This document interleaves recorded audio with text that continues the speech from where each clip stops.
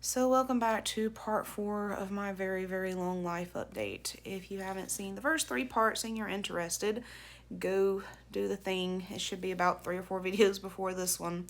Um, so, talking about my appointments yesterday with Danny, um, if you skipped going and catching up, Danny is my 26-week, 3-day baby who has been diagnosed with a very severe form of OI, osteogenesis imperfecta, or brittle bone disease. So, um, yesterday I went and got the RhoGAM shot and did my glucose test, passed it with flying colors. And my doctor walked in, he was like, well, you passed, congratulations. And sat down and he was like, so, you were right. How did you know? And I was like, I have no clue how I knew. No clue. It's just like somebody whispered it in my ear. It was crazy. And he was like, well, I'll be here any way you need me to be. You know, sent me on my way, gave me a hug. He's just the sweetest thing. I love my OB. Um, Told me to be praying for me. His main nurse, she is just an angel. Like we have access to text her and stuff, and she told me if you need anything, you just text me. So, I mean, she's been here every step of the journey this far, and we're over halfway done now. Most of the time with babies like this, they want to go ahead and do the C-section unless they're inducing early for like palliative kind of end of life care, let nature take its course kind of situation, in which case it's fine to even have natural birth. That's not what we want to do. As long as she wants to fight, as long as her little heart's ticking, we're going to fight for her. And because of my severe EDS, we're, feeling very adamant that I need to have a C-section again, which it took me over 3 months to heal from the first one. So I am not looking forward to that, but whatever's best for her, and a C-section gives her and me the best chance. So that's what we're doing. Usually they want to do that with these babies around 36 weeks.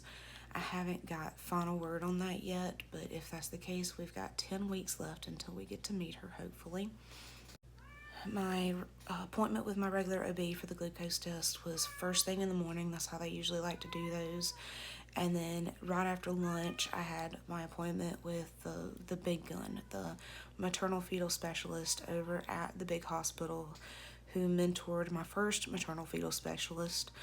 The Now, when my first maternal fetal specialist started to refer me to him, he kind of pulled me aside and he was like, I want you to know this guy does not sugarcoat anything. He will give it to you straight as he sees it. He will tell you it as he sees it on the ultrasound. Don't expect rainbows and butterflies. If anything, he might be a little on the spectrum too. I had told him I am. Oh my God, at these phone calls. I'll be right back. Well, that was one of the appointments I was waiting to hear about. So, got that scheduled. As I was saying, my first maternal fetal specialist had referred me on to his mentor, who he said to expect him to give it to me straight, not to expect rainbows and butterflies or sugar coating. Anyways, so I go in there pretty much expecting the worst, but also at the same time determined to take it with a grain of salt, because we're already determined that we're going to give her every chance we can give her. We already know what we've seen on the ultrasounds. We know what we've been praying for, which is remineralization or mineralization of her skull. Her skull was very soft and kind of lemon shaped, and when he would push on my tummy, you could see it kind of compress a little bit, which is extremely concerning. And that her ribs were, would mineralize and would be longer than what they were originally seeing, because she had kind of short ribs. Um, so that's what we had mostly been praying about. So the big gun, I'm just going to call him that, walks in and he does the ultrasound, and immediately off the bat, he's like, her skull looks pretty well mineralized. This looks a lot better, because he had seen the scans from the first guy. And her skull is, a lot more solid now than it was. He is seeing all of the anatomy of her brain. Her brain looks normal. I hate to use the word normal, but everything's there. Everything seems to be functioning well. As I mentioned in the previous video, her heart is working very well. We went to fetal cardio, and her heart seems to be the anatomy of her heart is right. The function of it seems to be working very good. So those are all good signs. And he pulls up and he looks at her chest. All of her abdomen organs look great. They all seem to be there and functioning.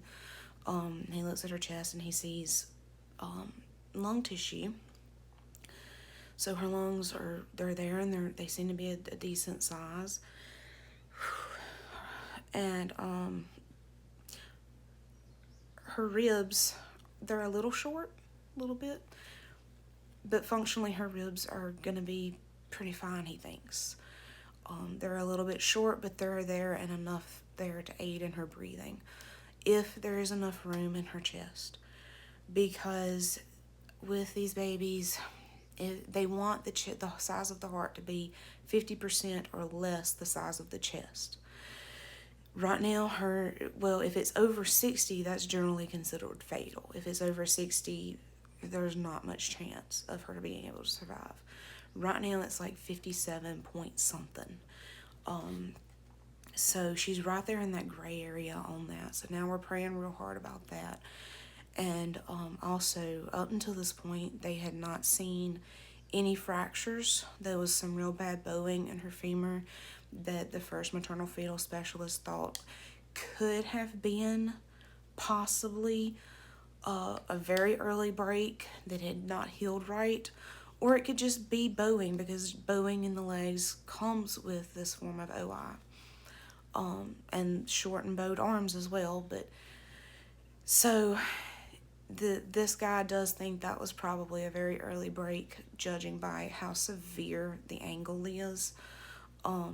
And also she now has a break in the lower bone of her leg. And it is bad enough that it's mobile. It almost moves on the ultrasound like a joint. But we did get a lot of good news with this ultrasound. The fact that her heart is not fatally too big for her chest, which her heart's actually kind of the right size. It's just her chest is so small. But her ribs seem to be, picking up pace, and they're there. Her skull is hardening. I don't know the word there for that. But we did see a lot of good things on this, including the fact that she had the hiccups, which suggests a functioning diaphragm, and she was forming the practice breathing in the womb, which tends to also lean toward a functioning diaphragm and a functioning chest.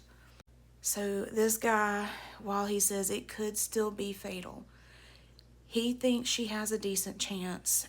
It's right in the gray area, and he thinks it's probably type 3, not type 2, the type that is always fatal. Now, there is a great deal of concern about the severity of that new break. She may end up needing surgery on it to place pins or something as soon as she's born. But the good thing is with these babies is that these breaks a lot of times heal quite quickly. At least that's what I'm reading. One lady who I was watching here on TikTok said that when her baby was first born and in utero, the breaks would heal even sometimes within just a week or so. I may think of more details that I forgot to include in all of this, but I think that's just about it. I don't go back for 2 weeks, and that's to my regular OB just to do a check-in, just a regular old, we're going to give it a peek. Not that he's not even going to get to be there when the baby's born. He doesn't have privileges at that hospital, but I want to continue with him, and he gave me the option. So the big guns next appointment is supposed to be in a month. I'm waiting to hear back for the appointment on that. He's going to do a bunch of counseling and stuff. He said to expect that to go all day long. And he also really asked that I get my husband there, who's a truck driver, so that's going to be kind of hard. So if you're this far invested, you're like 40 minutes into this, thank you. I will update as I can.